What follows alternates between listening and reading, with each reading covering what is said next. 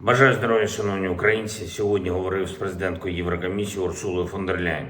Була дуже продуктивна наша з нею розмова, робоча розмова. Маємо підтвердження від пані президентки щодо макрофінансової підтримки для України до кінця цього року і в наступному році. Обсяг і деталі цієї програми будуть представлені нашими європейськими друзями вже на тижні, що починається.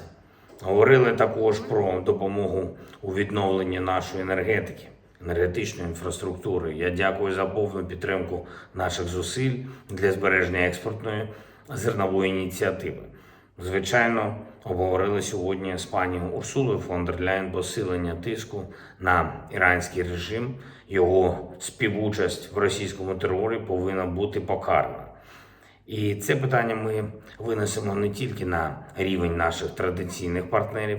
Увесь світ знатиме, що іранський режим допомагає Росії подовжувати цю війну, а отже і подовжувати дію тих загроз для світу, які спровоковані саме російською війною. Якби не іранське постачання зброї агресору, ми б зараз були вже ближче до миру, а це означає ближче до повного вирішення продовольчої кризи, ближче до вирішення кризи вартості життя, ближче до стабілізації на енергоринку, ближче до надійного убезпечення від радіаційного шантажу, який Росія не полишає. Тому абсолютно кожен, хто допомагає Росії подовжувати цю війну, повинен разом з нею відповідати і за наслідки цієї війни. Цієї доби окупанти знову застосовували іранські ударні дрони. Є збиття, але, на жаль, є і влучання. Ми розуміємо також, що держава-терорист концентрує сили і засоби для можливого повторення масованих ударів по нашій інфраструктурі, перш за все енергетичній. Зокрема, і для цього Росії знадобилися іранські ракети. Ми готуємось відповідати. Але також, будь ласка, зауважте, все частіше є повідомлення, що у Чорне море на бойове чергування не вийшов жоден носій калібрів. Це дуже вагомий результат, який забезпечили наші захисники.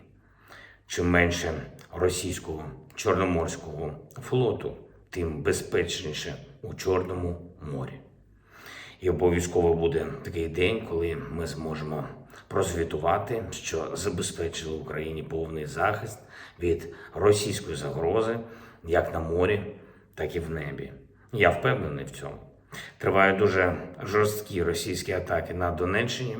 Ворог зазнає там серйозних втрат, але попри все, попри будь-які втрати, продовжує гнати своїх мобілізованих і найманців на загибель.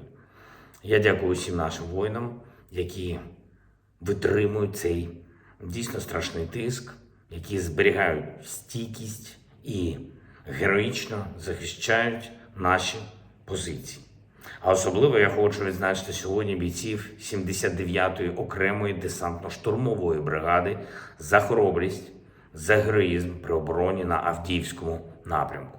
Також дякую кожному і кожній, хто задіяний для ліквідації наслідків російських терористичних ударів по Харкову, по Запоріжжю, по містам і громадам Дніпропетровщини, по Миколаєву.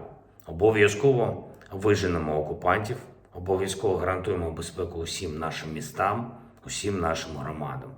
Станом на цей вечір у Києві та 6 областях продовжуються стабілізаційні відключення електрики. Без світла більше 4,5 мільйонів споживачів. Найбільше зараз у Києві та Київській області. Дійсно складно.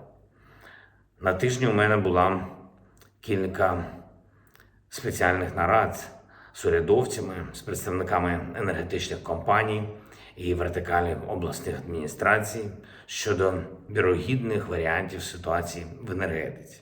Детально розглядаємо кожен сценарій і готуємо відповідні дії. Що б там не хотіли терористи, чого б вони не домагалися, ми маємо пройти цю зиму і бути навесні ще сильнішими, ніж зараз. Бути ще більш готовими до звільнення всієї нашої території ніж зараз. Щомісяці маємо ставити